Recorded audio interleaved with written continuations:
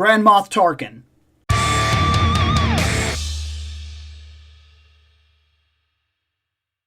Awesome. Here we go. Let's do it. First off, you know why I bought this figure? Like, I know who it is. One, it's Peter Cushing. Right? That right there, one of my favorite horror icon actors of all time. That got him points. Two, Star Wars. Tarkin? I like Tarkin. I think he's cool. Fantastic, right? But if somehow you don't know, this is really cool.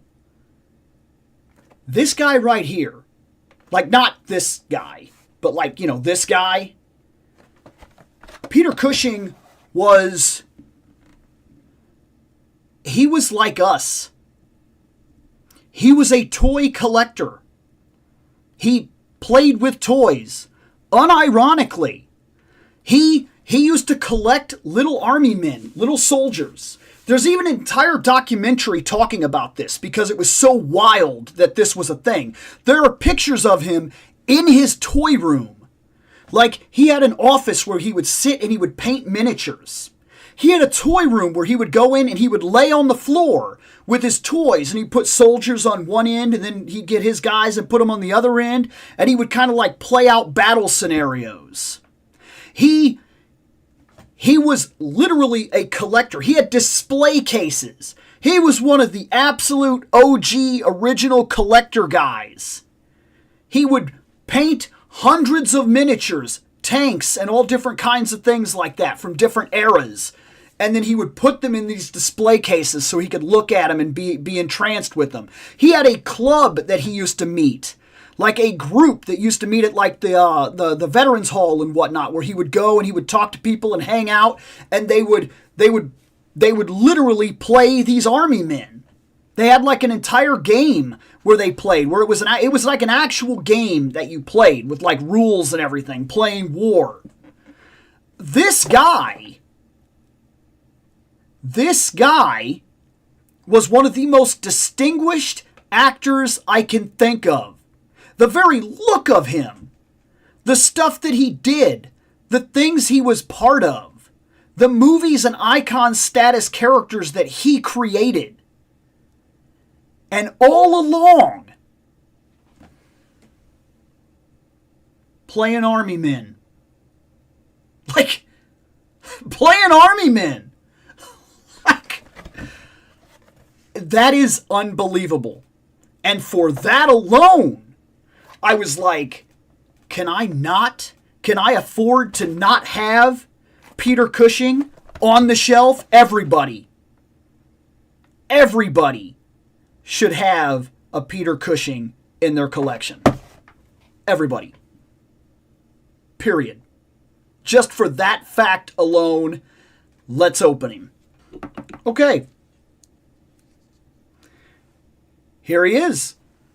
The face sculpt is very spot on. I am impressed. It's very good. Otherwise, T-pose, fine. Single joint elbows, but this is a Star Wars figure. I'm not surprised at all, because that really is a thing with the Star Wars figures. The Black Series is very shocking to me. Like, how far behind it is in, like, sculpt design. Like, some of the characters still don't even have the double knees. That shocks me. It, like, absolutely stupefies me sometimes. A lot of these figures still have pins and whatnot. Like, he has pins. It just kind of blows my mind, like, how far behind the Black Series line is when they're so far ahead of the game in other factors. Like, the face sculpt for this guy is unbelievable. Which I would give to Black Series. I would say, yeah, of course, right? Because Hasbro. But then I look at the other teams that are working in Hasbro, like, and I know I keep bringing it up, but G.I. Joe, and I'm sorry, when Hasbro is the company that is doing this, and is also the exact same company that is doing G.I. Joe, and G.I. Joe has the face sculpts it has, with the bodies it has, with the engineering it has, with the sculpts it has. And I know this guy's an older figure, but it doesn't change what I'm talking about. How this line feels behind its time. All the time. It's probably what saves me, though. Because I don't end up spending a whole lot of money except for the characters that like I very specifically want. Which is good. Like him. I want him. I want a Vader. I want a Luke. I want Han. I want Chewie. And my best chance to get them on the shelf in a price point that I appreciate, in a design factor that I can easily tolerate, because these are not bad figures. Yes, I did just call them out. Don't misunderstand me. These are not bad figures by any means. That's a good figure. Especially for what I paid, but this is not necessarily a fair comparison. I got mine for $9. I got it at a Wally's, but let's also be honest, he probably originally cost like $20, maybe even $25, because it's Star Wars. It's Black Series, we know this. But even at that price, that's a solid figure. Like, the coloring is really good. The sculpt design is really solid. This could be a lot looser. It's really, it takes a lot to bend it. Not that this guy should be throwing ninja kicks, to be fair. So, I guess that's fine. But can we even do... Can we get this? Oh, my gosh. You know what? You can do it. It's not perfect, but you can do it. That is the standing pose that he would often take. I'm fine with that. That's good enough. I am... in terms of this figure, they gave him the hand. But, he didn't come with anything. He came with this. The probe droid. Which is fun.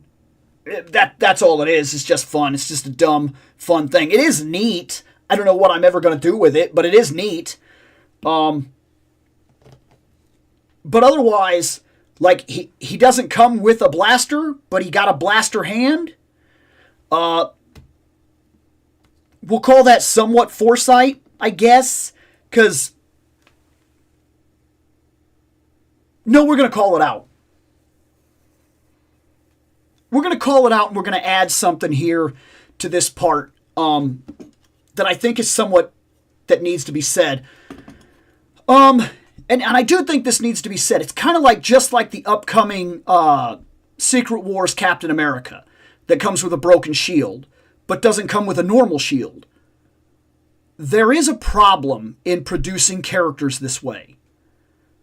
Not everybody is a huge collector with a ton of spare blasters, and not everybody has 7 Captain Americas and already has a shield on the back burner so that they can pose him with the normal shield or pose him with the broken shield. And I'm not saying every character should give you everything you ever needed, but I am saying the fair basics of characters should. This guy... You gave him this hand. Give him a blaster. I'm not asking for much. It's a tiny little piece of plastic that's been included in over 100 different Star Wars figures by now. You couldn't slip one in? What if this is the first one of the Star Wars? What if you're just starting your Star Wars collection and this is the first guy you get? You could put him on the shelf without the blaster. I mean, you didn't see him with one in the series, which is fine. It's arguable. And maybe one could even argue that this hand is so that he can hold his chin. But guess what? It's not, because his elbow won't do that. So since his elbow won't do that, he can't take the pose that he's known for, where he's thinking and planning and being scheming. So if he can't do that, and the only pose you can do is with his arms behind his back, you gave him a blaster hand, give him a blaster. Assume that each figure is somebody's first figure. And understand, even if we have to add a little bit to the price value of said figure, every Spider-Man should come with these hands. They should come with these. I know that's a lot of hands for every Spider-Man figure, but they're necessary, and that could be somebody's first Spider-Man figure, and maybe, in some cases, their only Spider-Man figure. There is something to be said for how this should work. And this guy does kind of call out an interesting issue in toys, where sometimes they very much treat a toy like, oh, well, I'm sure that you've already been collecting Star Wars long enough. You probably have like 20 spare blasters.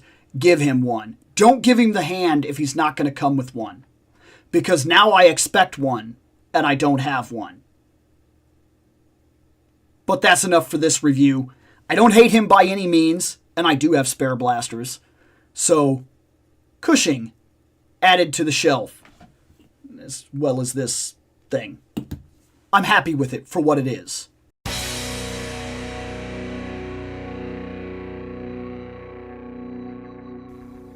I have spoken. Take what you will from it.